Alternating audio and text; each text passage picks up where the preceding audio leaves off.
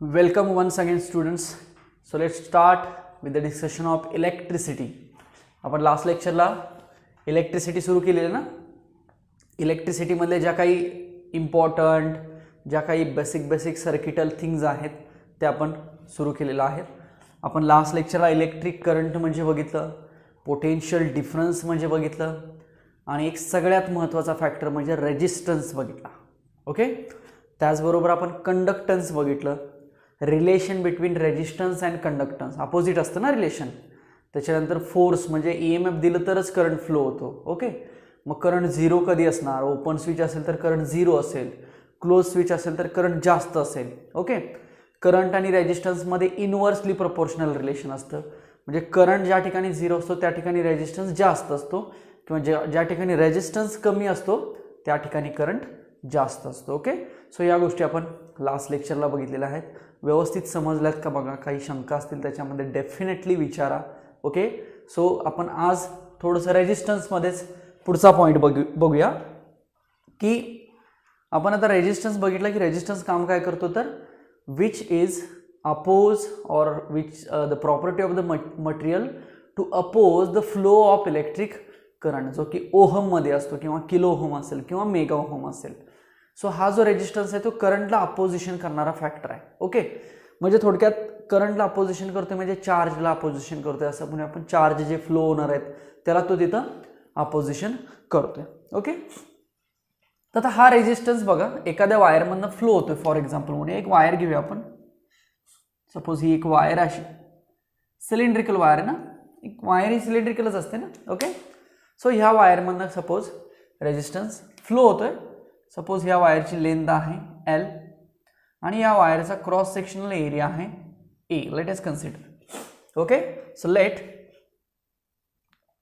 A is the cross sectional area of wire and L is what?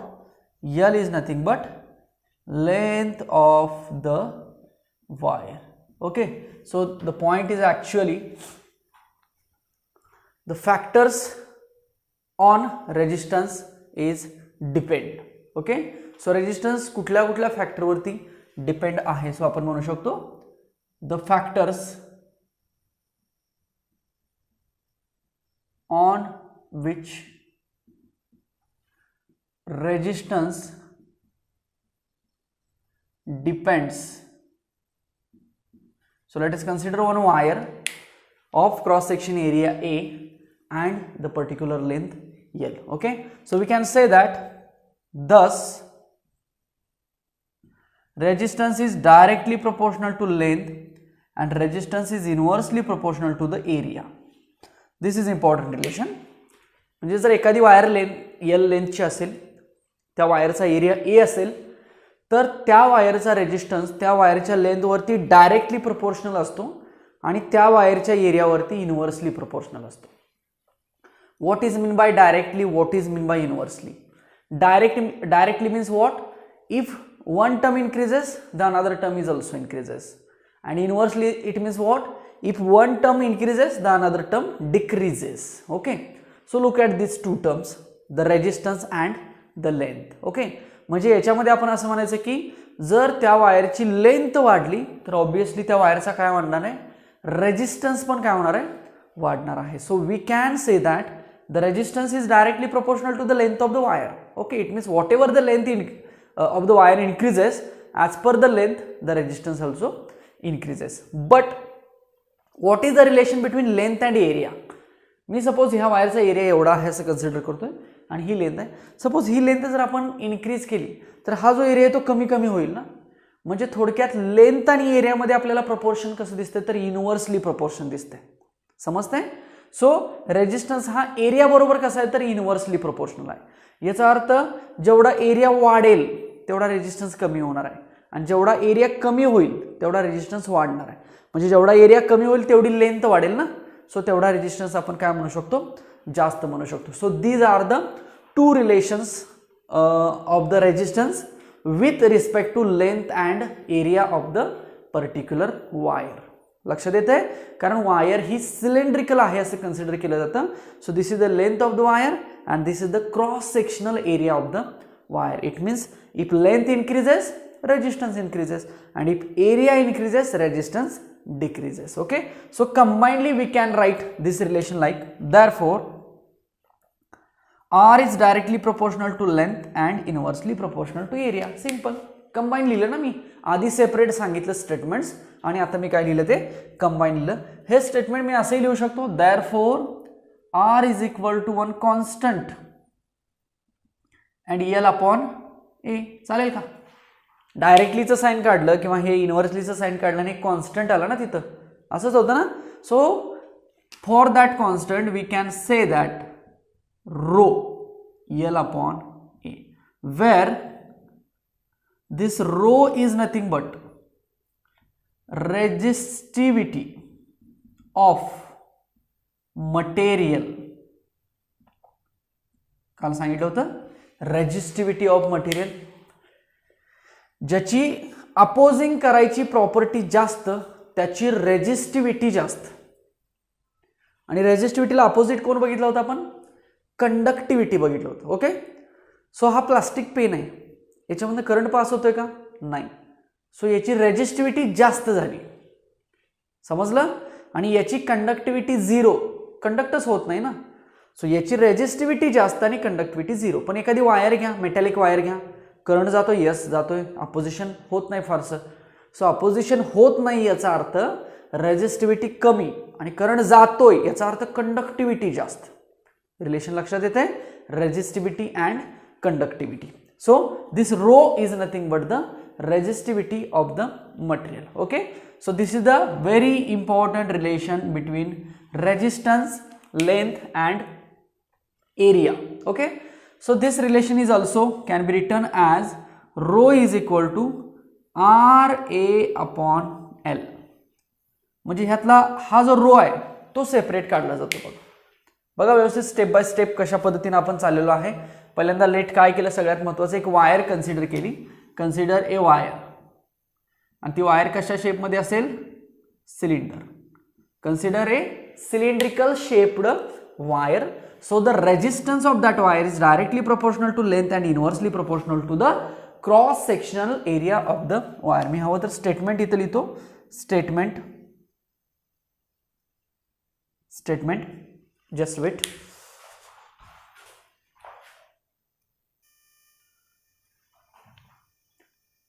Okay, so statement, what is the statement? So resistance of a wire, याच्यात अजून तुम्ही of a cylindrical shaped wire म्हणू शकता, is directly proportional to the length of wire and inversely proportional to its cross sectional area. Okay, look at the statement. Resistance of the wire is directly proportional to the length of the wire and inversely proportional to its cross sectional area. So this is the relation. Okay, so we can also write this relation like R is equal to constant L upon E and this constant is called as resistivity. हा resistivity याला check करू शकता, directly proportional म्हणू शकतो आपण if length and area is constant. So resistivity किती मिळाली आपल्याला? आर ए अपॉन एल मिळालं. मग मला सांगा याचं युनिट कसं सांगता येईल? आरचं युनिट काय? ओहम. एचं युनिट काय? Metre square. लेंथचं युनिट काय? मीटर. एका मीटरला एक मीटर कॅन्सल होईल आणि युनिट काय शिल्लक राहील? Ohm metre. सो हे युनिट कोणाचं झालं? रेजिस्टिव्हिटीचं युनिट झालं. So this is the unit of resistivity. बघा जरी कॉन्स्टंट असेल तरी त्याला युनिट आहे. म्हणजे फिजिक्समध्ये असे नंबर ऑफ कॉन्स्टंट्स आहेत की ज्यांना युनिट असतं आणि काही कॉन्स्टंट असे आहेत की ज्यांना युनिट नसतं. समजतंय? So this is the constant resistivity and it's याचा unit is ohm metre. Okay, so जसा हा रेजिस्टिव्हिटी असतो तसं कंडक्टिव्हिटी आपण काय म्हटलं होतं? What is mean by conductivity काल झालेलं आहे बघा. कंडक्टिव्हिटीला ॲक्च्युली सिग्मा पण म्हणतात किंवा जी पण म्हणतात बघा. कंडक्टन्स असं डिफाईन केलं जातं. सिग्मा सुद्धा नोटेशन ह्याला दिलं जातं. सो सिग्मा म्हणजे काय, ह्या रेजिस्टिव्हिटीचा रेसिप्रोकल घ्यायचा, कारण दोघं पुन्हा इनव्हर्सली प्रोपोर्शनल आहेत ना. कोण कोण, कंडक्टिव्हिटी आणि रेजिस्टिव्हिटी. म्हणून कंडक्टिव्हिटी आणि रेजिस्टिव्हिटीमध्ये हे रिलेशन असं यायचं, म्हणजे जी काय रेजिस्टिव्हिटी येईल त्याला रेसिप्रोकल करायचा. मग कंडक्टिव्हिटीचा फॉर्म्युला काय येणार, therefore which is L upon RA. This is the formula for the conductivity and unit is ohm metre inverse. 1 upon आहे ना, म्हणून त्याचं युनिट काय असेल, ओहम मीटर इनवर्स असेल. लक्षात येतात का टर्म्स बघा. So this is the relation of the resistance with respect to length and the cross sectional area of a particular cylindrical shaped wire. So look at the heading, the factors on which resistance depends. So we can say that these are the two important factors on which resistance depends. It means length and its cross sectional area. Length वाढली की resistance वाढणार, area वाढला की resistance कमी होणार. Okay, बघा व्यवस्थित लिहून घ्या, हे स्टेटमेंट लिहून घ्या. व्हेरी इंपॉर्टंट रिलेशन्स आहेत. डेफिनेशन्स बघा व्यवस्थित. So this is about the resistance. चलो मी रफ करतो, बघा एकदा पॉज करा स्क्रीन आणि व्यवस्थित लिहून घ्या.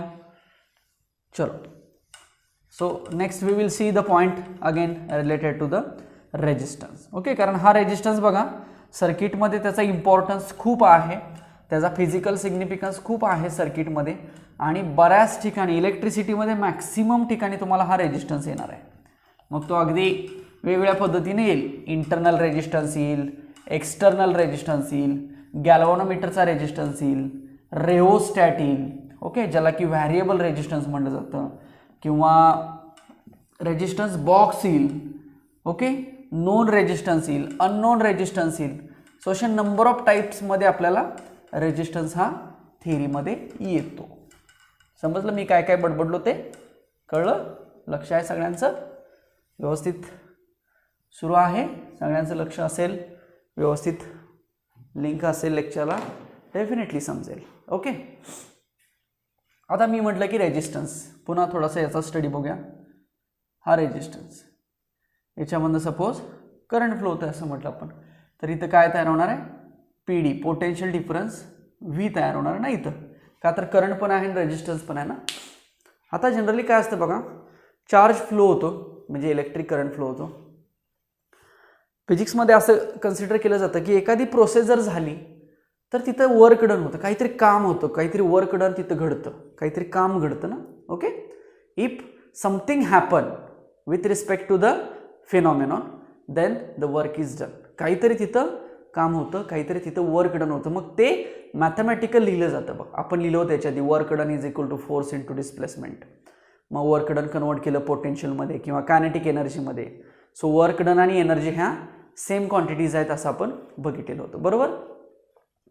तशीच आता इथे एक क्वांटिटी आपल्याला नवीन शिकायची आहे, सेम की करंट पास झाला सो वर्क डन झाला असं आपण म्हणूया.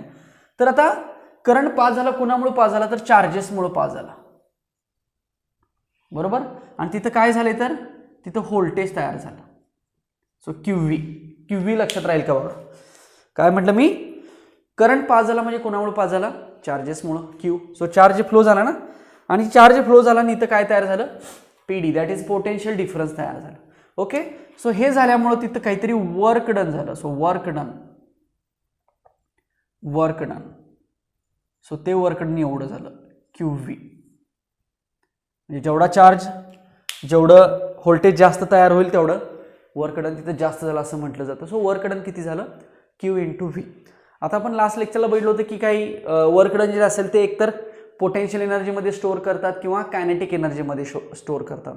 म्हणजे इनडायरेक्टली आपण म्हणू शकतो की work done can be stored in the form of energy. म्हणजे वर्क आणि एनर्जी कशा क्वांटिटी झाल्या, सेम झाल्या, जूलमध्ये मेजर करतात ना, बरोबर.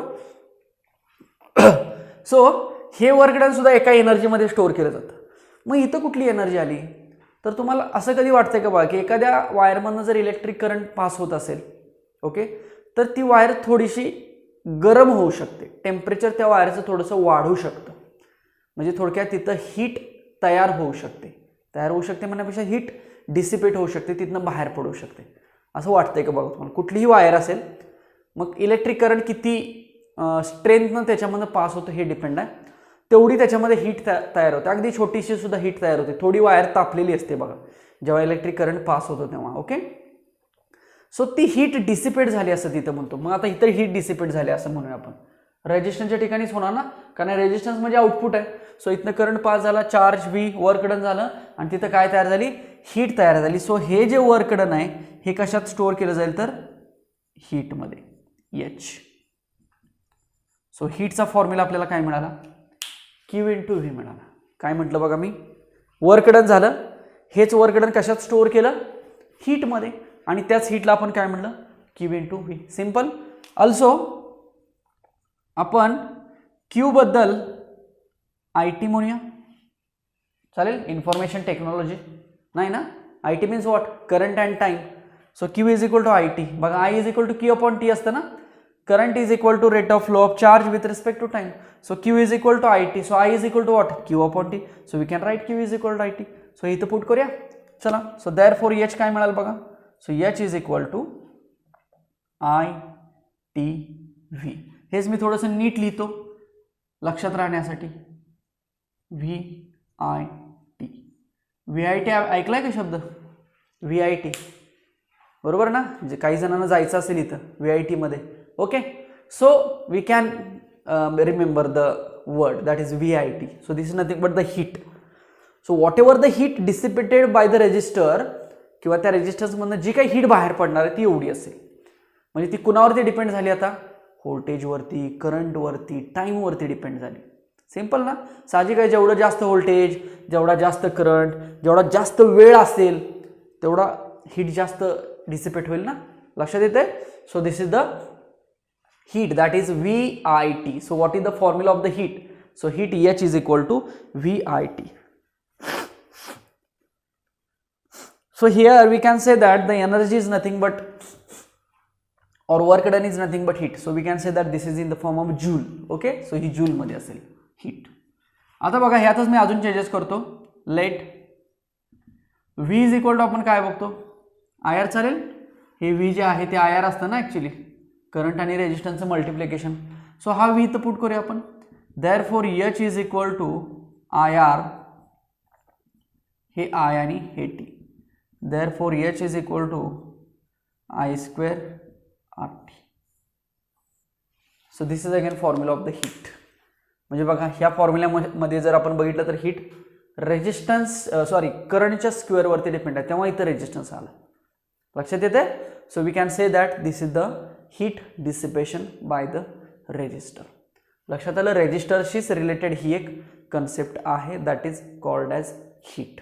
ओके, अजून एक रेजिस्टन्सची कन्सेप्ट होती बघा, आपण फक्त नाव घेतलं होतं त्याचं, फॉर्म्युला मात्र बघितला नव्हता. तो फॉर्म्युला वाटल्यास आज आपण इथं बघूया.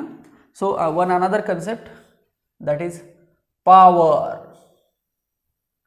हे ॲक्च्युली बघितले ना आपण, पॉवर वर्क अपॉन टाइम बघितलं का. पण इथं बघा power means what, voltage into current. त्या रेजिस्टन्समध्ये किती पॉवर डिसिपेट झाली, किती पॉवर कंझ्युम झाली असं म्हणायचं झालं तर तिथं असणार व्होल्टेज आणि तिथं असणारे करंटचं मल्टिप्लिकेशन करायचं, सिंपल. सो इफिशियन्सी काढली जाते पॉवरवरनं. हे इलेक्ट्रिसिटीमध्ये सुद्धा हा फॉर्म्युला जास्त ठिकाणी यूज केला जातो बघा, power is equal to V into I. Okay, पुन्हा आपण याच्यामध्ये म्हणू शकतो but V is equal to I R. चालेल. सो हा पुट करा, V is equal to I R. Therefore power किती मिळेल बघा, हे आय आर आणि हे R. Therefore power is equal to I square R. बघा ह्या पॉवरचा आणि ह्या हीटचा सुद्धा संबंध आहे, लक्षात येते का. आय स्क्वेअर आर म्हणजे पॉवर ना. So H is equal to P T म्हटलं तर चालेल. Therefore H is equal to power into time. I square आरच्या बद्दल कोण लिहिलं, पॉवर लिहिली. Okay, therefore power is equal to H upon time लिहिलं तर चालेल. एच म्हणजेच काय, वर्क ना. सो वर्क अपॉन टाईम आलं का बघा. सो पॉवर म्हणजे चालेल. म्हणजे हे रिलेशन डायरेक्टली हा किंवा ह्याच्यावरून जावा, शेवटी त्यांचा संबंध हा आहे. सो पॉवर एवढी मिळाली चालेल.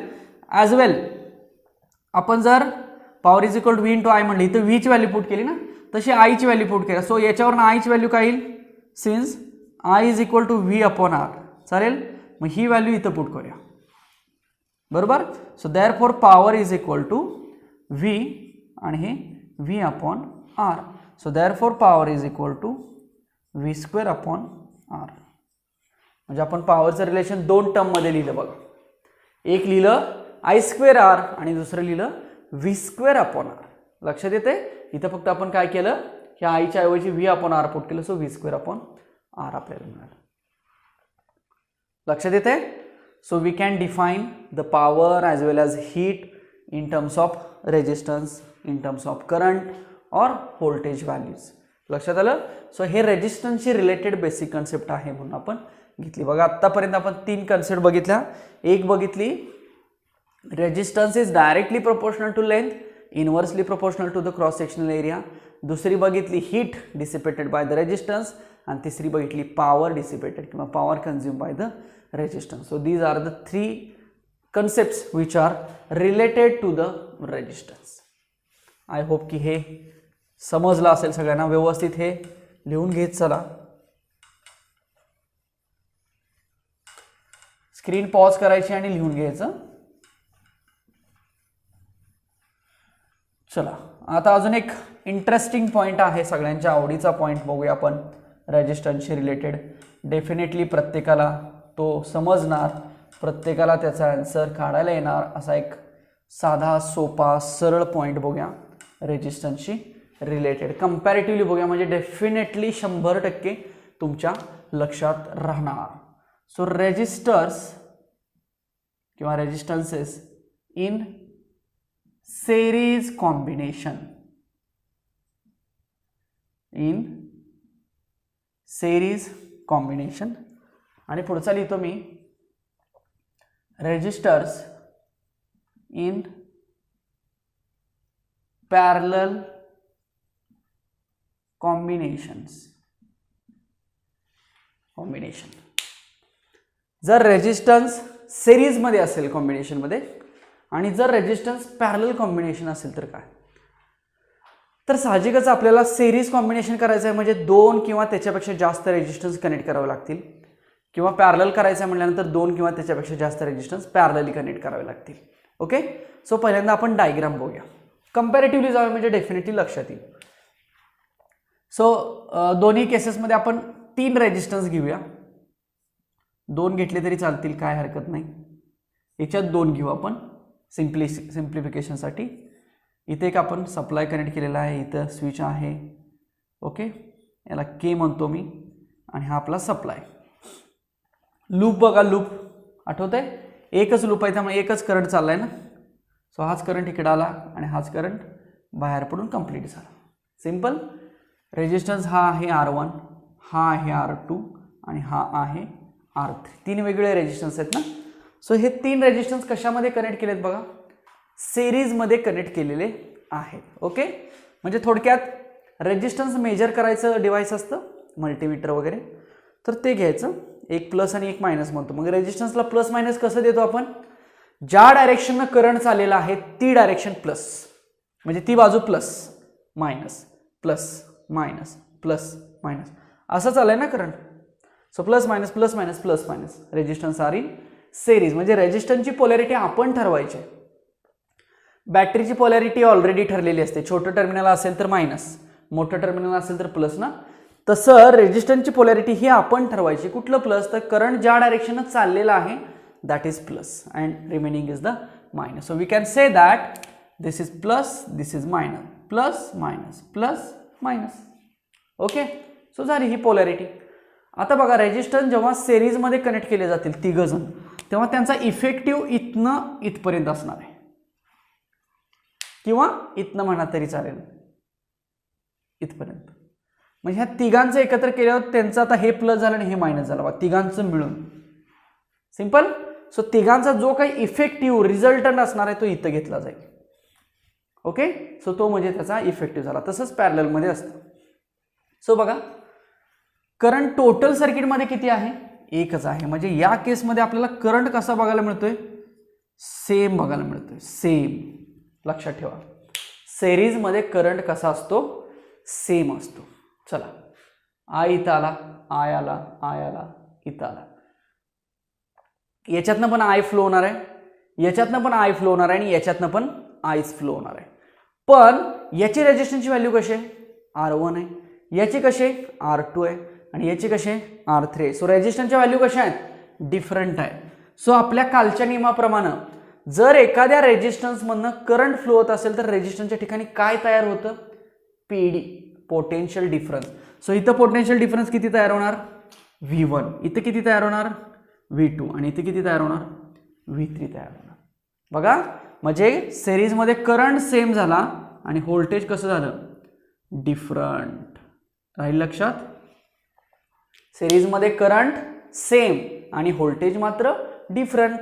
मग आता टोटल सर्किटमध्ये किती व्होल्टेजेस बघायला मिळत आहेत, 1 2 3 4. त्यात पण अजून आपण असं लक्षात ठेवू शकतो, हे मेन आहे ना, so main is equal to ह्या तिघांची बेरीज असते. तुम्ही KVL अप्लाय करून बघायचं. KVL म्हणजे काय, किर्चॉफ्स व्होल्टेज लॉ. डेफिनेटली तुम्हाला हे इज इक्वल टू म्हणजे E is equal to V1 plus V2 plus V3 equation मिळतं. काय म्हटलं मी, हे इक्वेशन इज इक्वल टू हे प्लस हे असं मिळतं. ओके, बघूया. चला, A B C D चालेल, हे समजलं 2. आता लूप लिहितो मी, इन लूप, व्यवस्थित लक्ष द्या. A B C D आणि पुन्हा कुठं जायचं आपल्याला, फिरून, असं फिरत फिरत यायचं. फिरायला आवडतं ना, सो फिरत फिरत यायचं आहे. चला, काल म्हणल्याप्रमाणे A to B Java. A to B काहीच दिसत नाहीये, सो काही घ्यायची गरज नाही. B to C मात्र बरेच जण दिसत आहेत बघा, सो सगळेजण घेत जायचं, प्लस मायनस करत जायचं. सो इथं आलो आपण, काय लागलं साईन, प्लस लागलं, काय घ्यायचं मग, मायनस V1. पुढं आलो, आता याचा विचार नाही करायचा. पुढं आलो, प्लस लागलं, मायनस V2. आता याचा नाही विचार करायचा. पुढं आलो, प्लस लागलं, मायनस V3. पुढं आलो, C to D काय आहे का नाही, D to A कोण आहे, हाय. आता ह्या स्विचचा काय विचार नाही, स्विच म्हणजे चालू केला आहे स्विच, तिथं काय रेजिस्टन्स वगैरे नाही आहे, व्होल्टेज नाही आहे. सो आलो इथं, साईन कुठलं लागलं, मायनस. सो काय घ्या, प्लस E. लूप संपला म्हणजे इक्वल टू 0. हे कोणी सांगितलं, KVL न सांगितलं ना, Kirchhoff's voltage law. Simple. So बघा रिलेशन काय आलं, therefore E is equal to काय मिळालं, V1 plus V2 plus V3. आलं का, मी काय म्हटलं होतं, जे मेन व्होल्टेज आहे, मेन व्होल्टेज कोण आहे, E आहे, ते सॉरी, E किती मिळालं, V1 plus V2 plus V3 मिळालं. सिंपल. कसं आलं रिलेशन, समजलं, किर्चॉफ्स व्होल्टेज लॉ. किंवा मी आधी लक्षात ठेवा म्हटलं ना, हे मेन आहे ते डिवाइड झालं तिघांमध्ये. So main is equal to 1 plus 2 plus 3. हे मात्र इकडं वेगळं होतं, सो हे आपलं हे चाललंय, आधी लक्षात ठेवा. सो सिरीजमध्ये करंट सेम झाला, व्होल्टेज डिफरंट झालं. लूप वापरला आपण, लूपमध्ये KVL वापरला, KVL किती मिळाला, E is equal to V1 plus V2 plus V3 मिळाला.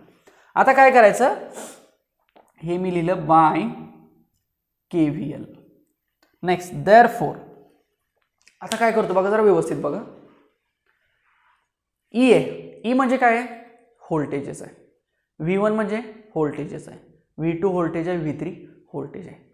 ओहम काय सांगतो, ओहम्स लॉ काय सांगतो, इथंच लिहितो, नो ठीक आहे, ओहम्स लॉ इथं लिहितो बाजूला. ओहम्स लॉ काय सांगतो, कुठलंही व्होल्टेज काढायचं असेल तर तिथल्या करंट्स आणि रेजिस्टन्सचं काय करा, मल्टिप्लिकेशन करा. काय सांगतो ओहम, कुठलंही व्होल्टेज काढ, म्हणजे अगदी E असेल, E सुद्धा व्होल्टेजेस आहे एक प्रकारचं. कुठलंही व्होल्टेज काढायचं असेल तर तिथल्या करंट्स आणि तिथल्या रेजिस्टन्सचं मल्टिप्लिकेशन करा. मग आपण आधी काय करूया, हे V1 V2 V3 लिहूया, हे सोपे आहेत काढायला. काय लिहितो बघा मी, इक्वल टू V1 म्हणजे कुठं आहे, इथं आहे. मग इथला करंट आणि इथला रेजिस्टन्स मल्टिप्लाय करा. मग इथला करंट कोण आहे, करंट सगळीकडे Iच आहे ना, सो करंट झाला I. आणि तिथला रेजिस्टन्स कोण आहे, R1. V2 सांगा, I R2. V3 सांगा, तिथला करंट तिथला रेजिस्टन्स, मग तिथला करंट चाललेला Iच आहे ना, आणि रेजिस्टन्स मात्र काय, R3. सो राईट साईड समजली, काय लिहिलं मी, I तिघांच्या मध्ये सेम दिसतोय का, का तर सिरीजमध्ये आधीच लिहिलं ना मी, करंट कसा असतो सेम. आणि तो कशावर लिहिलं, डायग्रामवर लिहिलं ना. काल पण मी तुम्हाला सांगितलं होतं की एकच लूप असेल तर एकच करंट असतो. बघा आला करंट, त्याला रस्ता एकच मिळतोय, गेला. 2 रस्ते मिळाले असते तर डिवाइड झाला असता. सिंपल. आता मला E बद्दल लिहायचं आहे, करंट इंटू रेजिस्टन्स लिहायचं आहे. E सुद्धा करंट इंटू रेजिस्टन्स असतं, पण करंट कुठला आणि रेजिस्टन्स कुठला, तर आता टोटल करंट सर्किटमधला किती आहे, तर तोही आयच आहे. म्हणजे जसा इथं आहे आय, तसाच ह्या ई साठी सुद्धा टोटल करंट किती आहे, आयच आहे. म्हणजे ई इज इक्वल टू मला आय आर लिहायचं आहे, V is equal to I R असते तसं, EMF is equal to current रेजिस्टन्सचं मल्टिप्लिकेशन करायचं आहे. सो करंट लिहिला मी आय, पण मला रेजिस्टन्स लिहायचा आहे. मग मी ह्या ई साठी R1 लिहू का, नाही. R2 लिहू का, नाही. R3 लिहू का, नाही. तर ह्या ई साठी मला तिघांचा इफेक्टिव्ह रेजिस्टन्स घेतला पाहिजे किंवा तिघांचा इक्विव्हॅलंट रेजिस्टन्स घेतला पाहिजे. मग मी काय म्हणतो, सपोज ह्या तिघांचा मिळून रेजिस्टन्स आहे आर एस. सो आपलं हे जे आहे ना रेजिस्टन्स इन सिरीज कॉम्बिनेशन म्हणजे हा आर एस झाला बघा, सिरीज लिहिलं एस बद्दल मी, यालाच इक्विव्हॅलंट रेजिस्टन्स सुद्धा म्हटलं जातं.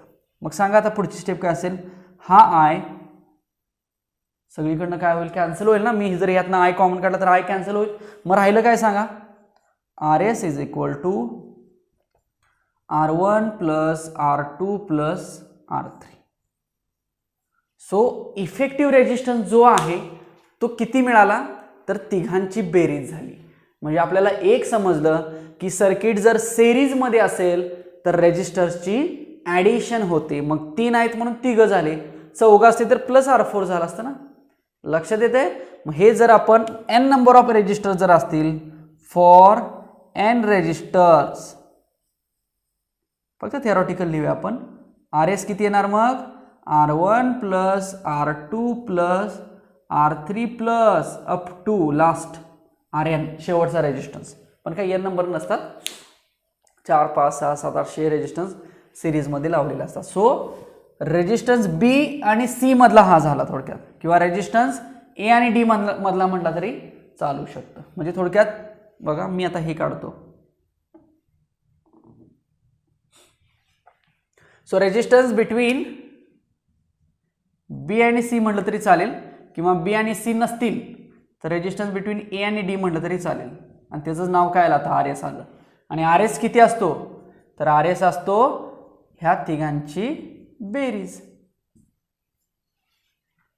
So this is nothing but the resistors are in series combination. 100% प्रत्येकाला समजलं असेल. ओके. काही शंका असतील तर डेफिनेटली विचारायचं. खूप सोपं आहे, इंटरेस्टिंग आहे. याच्यावरती बरीच पुढं न्यूमेरिकल्स येतात रेजिस्टर्सवरती. समजलं. हे झालं सिरीज. पॅरलल बघूया आता. चला आता सेम असंच घेऊया, फक्त मी 2 रेजिस्टर्स काढतो. का काढतो तेच तुम्हाला कारण कळेल. 3 काढले ते सुद्धा काही हरकत नाही, पण आपण 2 काढूया. सो हा R1, हा R2 एकमेकांना कसे कनेक्ट केलेत बघा. मी इथं काढलं एक टर्मिनल, हा R1 हा R2, आणि इथं खाली आपण बॅटरी लावूया ई. इथं स्विच लावला, मायनस प्लस ई लावला, चालेल. आता बघा 2 रेजिस्टन्स कसे झालेत एकमेकांना पॅरलल झाले. तिसरा असतं तर आपण तिसरा इथं असं लावला तरी चालला असता, किंवा खाली लावला असता, कसंही लावा. समजलं. सो 2 रेजिस्टन्स आपण कसे कनेक्ट केले, पॅरलल कनेक्ट केले. चला ई आहे, ई मधनं करंट बाहेर पडला, कोण, आय बाहेर पडला. सिंपल एवढं कळतंय. हा आला इथं, इथं आला, इथं ह्या पॉईंटला आला. ह्या पॉईंटला आल्यावर आयला 2 रस्ते मिळाले. मग KCL काय सांगतो, जर करंटला 2 रस्ते मिळाले तर करंट डिवाइड होतो. मग ह्या आय पैकी इकडं I1 गेला असं पण म्हणूया. आपल्याला एक्झॅक्ट व्हॅल्यू माहीत नाहीत म्हणून आपण जनरल लिहितो ना. आय आला, आय मधला I1 तिकडे गेला, I2 इकडं आला. समजलं. बघा I1 पुन्हा इथं आला ह्या पॉईंटला, I2 पुन्हा इथं आला ह्या पॉईंटला. पुन्हा दोघं जण एकत्र झाले ना, फ्रेंड. मग पुन्हा दोघांमधनं कोण बाहेर पडणार आहे, आय बाहेर पडणं. कंप्लीट झालं सर्किट. ओके. सो आय काय झाला बघा, दोघांमध्ये डिवाइड झाला. म्हणजे काय झालं मग इक्वेशन, इथं करंट काय झाला, करंट डिफरंट म्हणतो मी. करंट डिफरंट झाला ना, म्हणजे थोडक्यात डिवाइड म्हणूया आपण. करंट काय झाला, डिवाइड झाला. इथं व्होल्टेज काय होतं, डिफरंट. मग याच्यावर म्हणू शकता की तुम्ही इथं व्होल्टेज काय असणार आहे, सेम असणार आहे. म्हणू शकाल ना, चालेल की म्हटलं तरी. कसं सेम असतं ते कळेल की आपल्याला सर्किटमध्ये. ओके. आता हा आय आला, इथं आला, डिवाइड झाला. सो इक्वेशन KCL कसं लिहिलं जातं, I1 प्लस I2. कोण सांगतो हे, KCL सांगतो ना त्याच्या लॉमध्ये. करंटला जर रस्ता मिळाला तर करंट काय होतो, डिवाइड होतो. सो करंट काय झाला, डिवाइड झाला. So I is equal to I1 plus I2 झालं. आता ओहम्स लॉ बघा, V is equal to IR. So I is equal to what, V upon R. So Ohm's law काय सांगतो की कुठलाही करंट काढायचा असेल तर व्होल्टेज अपॉन रेजिस्टन्स करा. सो लिहूया इथं since I is equal to V upon R by Ohm's law.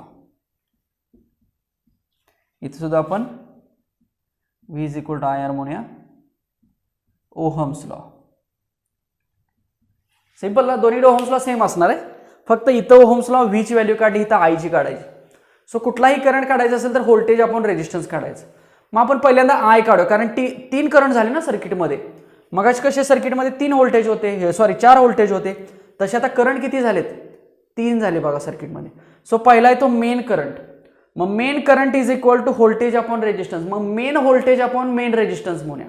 मग आयच्या ऐवजी लिहूया आपण main voltage upon main resistance. मग त्याला मी RP म्हणतो. मेन रेजिस्टन्स म्हणजे काय, ह्या दोघांचा मिळून इफेक्टिव्ह पॅरलल आहेत म्हणून त्याला RP लिहिलं. इज इक्वल टू I1 बद्दल लिहूया. I1 म्हणजे आता इथं बघा, इथं व्होल्टेज तयार होणार ना, हे V1, इथं व्होल्टेज तयार होणार V2, हे प्लस मायनस, हे प्लस मायनस. मग इथं जे V1 आणि इथं जे V2 तयार होणार आहे तेच फक्त लिहायचं आपल्याला. ओके, सो I1 किती येणार सांगा, V1 upon R1 plus V2 upon R2. चालेल का, चालेल. पण पॅरलल मध्ये आपण काय लिहिले, व्होल्टेज सेम असते. ह्याचा अर्थ काय, हे व्होल्टेज, हे व्होल्टेज, हे व्होल्टेज कसं असणार, सेम असणार. सो पॅरलल जेव्हा कनेक्शन असतं तेव्हा व्होल्टेज, आपल्या घरामध्ये सुद्धा पॅरलली व्होल्टेजेस सगळीकडे सेम असतात. सो E असेल, V2 असेल किंवा V1 असेल, ह्या सगळ्यांची व्हॅल्यू कशी असणार, सेम असणार. म्हणून हा VE, हा V1, हा V2 एकमेकांना कॅन्सल होणार. मग राहणार काय, therefore 1 upon R1 is equal, 1 upon RP is equal to 1 upon R1 plus 1 upon R2. So this is the formula. जेव्हा पॅरलली 2 रेजिस्टन्स कनेक्ट केलेले असतील तेव्हा, 3 असतील तेव्हा प्लस 1 अपॉन R3, 4 असतील तेव्हा प्लस 1 अपॉन R4. पण बघा डावीकडे 1 अपॉन RP. सो तुम्हाला RP काढा. RP म्हणजे का, कोण, इथला रेजिस्टन्स बघा, ह्या दोघांचा इथला घ्या किंवा इथला घ्या किंवा अगदी इथपर्यंत घेतलं तरी चालतं टर्मिनल. सो इफेक्टिव्ह दोघांचा. ओके, सो मग हेच जर इफेक्टिव्ह काढा म्हटलं तर कसं येणार, देअरफॉर वरती लिहायचं, मी वरती लिहितो. आता RP काढायचं ना मला, बघा हे कसं सॉल्व करायचं, 1 upon RP is equal to LCM घेतो मी, R1 R2 आणि वरती होणार R1 प्लस R2. आणि देअरफॉर RP काय होणार मग, R1 R2 upon R1 plus R2. चालेल का. सो 2 रेजिस्टन्स असतील तर डायरेक्ट हा फॉर्म्युला लक्षात ठेवा. 3 असतील तर फक्त प्लस 1 अपॉन R3, म्हणजे 3 असतील तर इथं RP इज इक्वल टू, हा फॉर्म्युला बदलणार आहे बघा. ओके, हा फॉर्म्युला बदलणार म्हणजे मोठा ह्याच्यापेक्षा फॉर्म्युला तयार होतोय. LCM काढू शकतो आपण, त्याप्रमाणे सांगायचा. मग तो मोठा होतोय म्हणून मी 2 घेतले. तुम्ही 3 घेऊ शकता, ह्याच्या पुढे 1 प्लस R3 लिहू शकता, 1 अपॉन R3 लिहू शकता. So this is the effective resistance, that is parallel resistance. हा जो RP आहे ना, ह्याला इफेक्टिव्ह रेजिस्टन्स म्हटलं जातं. म्हणजे रेजिस्टन्स जर पॅरलल कॉम्बिनेशनमध्ये असतील तर त्यांचा इक्विव्हॅलंट हा तेवढा असतो. तेवढा म्हणजे केवढा असतो, एवढा असतो. लक्षात येते काय सांगितलं मी, म्हणजे रेजिस्टन्स इन सिरीज आणि रेजिस्टन्स इन पॅरललचं जर तुम्हाला सॉल्व करायचं असेल तर हे 2 फॉर्म्युले तुम्हाला लक्षात ठेवावे लागतात, एक हा आणि एक हा. मग इथं आपण 3 रेजिस्टन्स म्हणलेला आहे, हे 2 साठी असेल, 4 साठी असेल, फक्त एकापेक्षा जास्त म्हणजे 2 पेक्षा पुढे गेलं पाहिजे ना रेजिस्टन्स, तरच ते कॉम्बिनेशन आपल्याला सॉल्व करता येतं. सेम इथं सुद्धा असंच आहे. लक्षात आलं. So these are the combinations of the series and parallel. व्यवस्थित लिहून घ्या. याच्यामध्ये काही शंका असेल तर डेफिनेटली विचारा. आपण याच्यावरचे 1-2 एक्झाम्पल्स बघूया. स्क्रीन पॉज करायची आणि लिहून घ्यायचं. चला रब करू का मी. बघा पुन्हा एकदा समजलं का, सिरीजमध्ये काय केलं आणि पॅरललमध्ये काय केलेलं आहे आपण. सो सिरीजमध्ये सिंपल ॲडिशन करायची 2 रेजिस्टन्सची आणि पॅरललमध्ये सिंपल रेसिप्रोकल घ्यायचा. फक्त ते रेसिप्रोकल सॉल्व करून RP जो खाली आहे तो वरती आणायचा, तेवढं करायला लागतं त्याच्यामध्ये, तरच त्याची व्हॅल्यू आपल्याला मिळते. नाहीतर 1 अपॉन RP काढून काय उपयोग नाही, हा RP काढला पाहिजे. त्यासाठी मग तुम्हाला ते ॲडजस्टमेंट LCMची करावी लागेल. ओके, चला आपण एक्झाम्पल्स घेऊया. हे व्यवस्थित लिहा सगळं. 1 तासाचं लेक्चर जरी असलं, पाऊण तासाचं, तरी तुम्हाला लेक्चर अटेंड करायला किमान मला असं वाटतं की 1.5 तास लागेल. ओके, जेव्हा आपण क्लासरूममध्ये असो तेव्हा हेच लेक्चर जेव्हा घेतलं जाईल तेव्हा किमान 1.5 तास लागणार. का तर तुम्हाला ते सांगणं आणि ते तुम्ही लिहून घेणं, समजून घेणं हे तिथे येतं. इथं आता फक्त मी एकटा बोलतोय. सो हे पाऊण तास 50 मिनिटाचं जरी लेक्चर झालं तर तुम्हाला ते अभ्यास करायला किमान 1.5 तास ते 2 तास जाऊ शकतात. आणि तेवढे घालवा मी म्हणतोय, काही हरकत नाही. व्यवस्थित लेक्चर बघा, अगदी पहिल्यापासून सगळे ते नोट डाऊन करा, नोट्स तयार करा, आपल्या ग्रुपवरती ती पोस्ट करा. म्हणजे लक्षात येईल की तुम्हाला कितपत समजतंय तुम्ही किंवा कितपत लिहून घेताय. जेवढं मी बोर्डवरती लिहितोय तेवढं लिहा. किंवा एखादं वाक्य मी बोलतोय बघा, ते वाक्य तुम्ही लिहू शकता ना. सिंपल आहे, ती नोट्सच आहे ना एक प्रकारची. मग मी इंग्लिश बोलतोय, कधी कधी मराठीमध्ये बोलतोय, मराठीचं इंग्लिश कन्व्हर्जन येत असेल तर चांगली गोष्ट आहे, नसेल तर मी जे इंग्लिश वाक्य बोलतो ते आहे तसं लिहायचा प्रयत्न करा. Okay, that is resistance is directly proportional to length and inversely proportional to its cross section area. हे फक्त लिहायचं आहे तिथं. ओके, सो पॉज प्ले करतच तुम्हाला हा व्हिडिओ बघावा लागेल. ओके, चला एक्झाम्पल्स बघूया आपण. बघूया किती जणांना आता हे जमतील. 1 2 3. हे सिंपल एक्झाम्पल आहे. इथं ए म्हणतो मी आणि इथं बी म्हणतो मी. हा 2 ओहम आहे, हा 3 ओहम आहे आणि हा 4 ओहम आहे. सो मी जर म्हटलं की फाइंड RAB, याचा अर्थ बघा, RABचा अर्थ काय, resistance between A and B. So A आणि बी मध्ये रेजिस्टन्स. सो आतमध्ये किती जण आहेत, 3 जण आहेत. सो RABचा फॉर्म्युला काय येणार, पहिला अधिक दुसरा अधिक तिसरा, 4 आणि 3 7 आणि 2 9. So this is the value of RAB. Very simple, सोपं आहे ना. ॲडिशन आहे, हां आम्हाला बेरीज लगेच येते. हो, so addition is very simple. So 2 + 3 + 4. So we can say that 9 ohm is the resistance between A and B. So A आणि बीच्या मधला रेजिस्टन्स किती झाला, 9 ओहम झाला. Simple. Next, find R equivalent. बघा नावं मी वेगवेगळी मुद्दाम बदलतो. इथं RAB म्हटलं, आता R इक्विव्हॅलंट म्हणतो.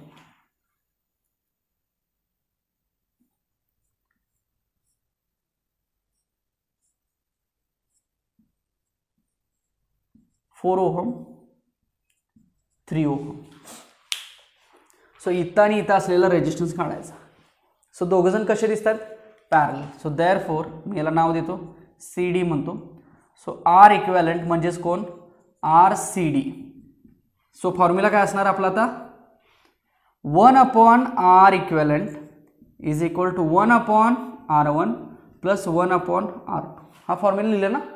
मग आपण ह्या डायग्रामसाठी कसं लिहायचा, therefore 1/R equivalent is equal to 1/4 + 1/3. किंवा मगाचा डायरेक्ट फॉर्म्युला यूज करा. मगाची फॉर्म्युला काय होता, so R equivalent is equal to R1 R2/R1 + R2. चालेल का. सो बघा, 2 रेजिस्टन्सचा वरती गुणाकार करायचा. सो देअरफॉर मी डायरेक्ट लिहितो आता. मग R equivalent is equal to त्या दोघांचा गुणाकार, मग 4 त्रिक 12 आणि दोघांची पुन्हा 4 आणि 3 7.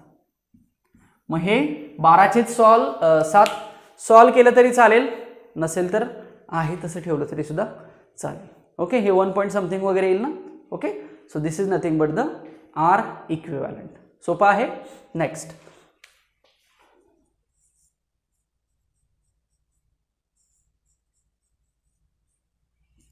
Find RAB. Okay, so RAB is equal to, formula काय असणार, वरती दोघांचं काय, मल्टिप्लिकेशन, 3 त्रिक 9 आणि खाली दोघांची काय, ॲडिशन. म्हणजे हे किती झालं थोडक्यात, चालेल का. सो एक लक्षात आलं का बघा, जर 2 सेम रेजिस्टन्स पॅरलल असतील तर त्यांचं कॉम्बिनेशन किंवा त्यांचा इक्विव्हॅलंट हा त्याच्या निम्मा असतो, एकाच्या निम्मा. अजून एखादं एक्झाम्पल घेऊया बघा.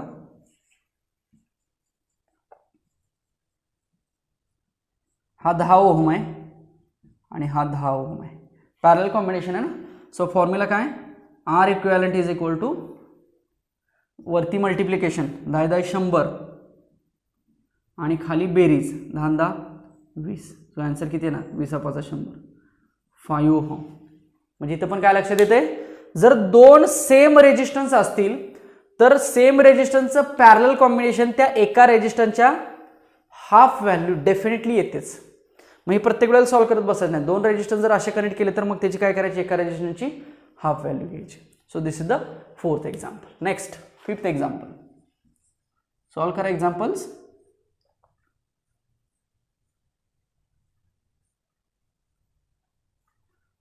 So this is A, this is B. Find RAB. If it is 2 ohm, 3 ohm, 3 ohm, 4 ohm. Homework कराल? काय सांगितलं मी? होमवर्क करू शकता हे 2 3 3 4. हे दोघं जण कसे आहेत बघा, सेरीज. सो दोघांचा किती येणार? 3 आणि 2 5. सो इथं 5 झाला. हे दोघं जण कसे आहेत? पॅरलल. सो ह्या दोघांचा फाइंड करायचा. सो हा 5 आणि ह्या दोघांचा काहीतरी, हे पुन्हा दोघं कसे राहतील एकमेकांना? सेरीजमध्ये. मी हे सॉल्व्ह करून देतो आणि नंतर मग तुम्हाला होमवर्कसाठी दुसरे एक्झाम्पल्स देतो. चला हे एवढे एक सॉल्व्ह करतो बघा. सो पहिली स्टेप बघा, हे दोघं जण सेरीजमध्ये आहेत, म्हणजे दोघांची व्हॅल्यू किती येईल? 5 ओहम. आणि हे दोघं जण पॅरललमध्ये, म्हणजे ह्या दोघांची व्हॅल्यू किती येईल ती इथे लिहायची. बघा पहिली स्टेप, हे सोपं आहे म्हणून डायरेक्ट 5 लिहिलं. फक्त हे कसं करतो आपण? हा इथंच काढून घेऊया. R equivalent is equal to वरती मल्टिप्लिकेशन, खाली बेरीज. सो हा किती झाला? 12/7 ओहम झाला. आता हे दोघं कसे दिसत आहेत? सेरीज दिसत आहेत. सो दोघांची काय करायची? ॲडिशन करायची, म्हणजे हा तुमचा आर इक्विव्हॅलेंट असेल. So R equivalent is equal to 5 + 12/7. चालेल? मी याचा LCM घेतो. सो 7 हे 35 + 12. सो 35 आणि हे 47 आणि हे 7. So this is the R equivalent. समजला? लिहा व्यवस्थित. ही सगळी एक्झाम्पल्स आधीची लिहून घ्या, माझ्याबरोबर लिहून घ्या. चला आणि एक होमवर्कला 2 करा. बघूया किती जणांचं हे डिस्कशनला आपण घेऊया. होमवर्क म्हणतो मी. First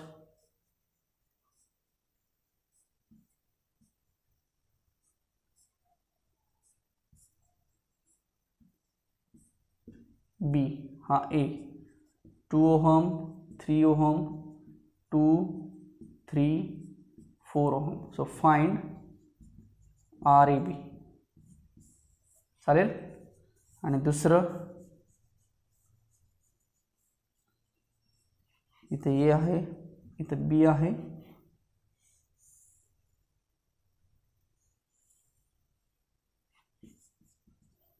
so find RAB.